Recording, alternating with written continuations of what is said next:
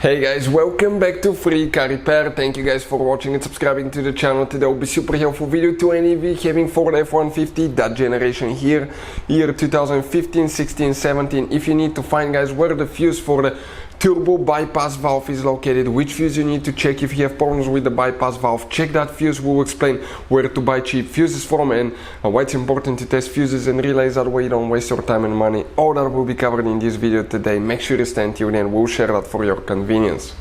Before we start, let me tell you a little bit about us, guys. Every single car that we'll get here at the garage, we'll try to make every single fuse video and show you where it's located. Why we do that? Because if you're in the middle of the road, guys, in the middle of nowhere, and you need to find that fuse specifically, it will take you a shorter amount of time to just search for that video instead of looking for the manual in your glove box. And most of the times, people lose their manuals. And if you don't know which fuse, let's say, to replace for ignition coils, fuel injectors, fuel pump, you may be just stuck in the middle of nowhere. So that's why we are making all these videos, guys. We're constantly working here at the garage. We're taking things apart, as you can see. And if you want to check out, guys, we have 3 channels that altogether have more than 1.1 million subscribers.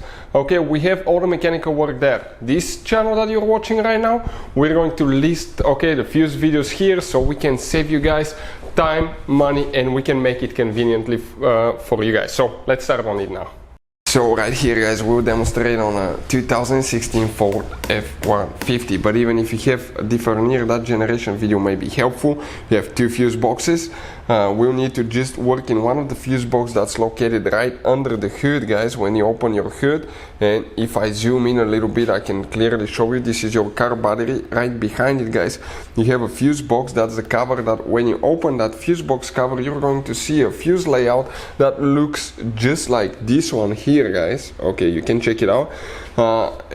Before we continue, by the way, let's explain why it's important to test fuses and realize that way you don't waste time and money.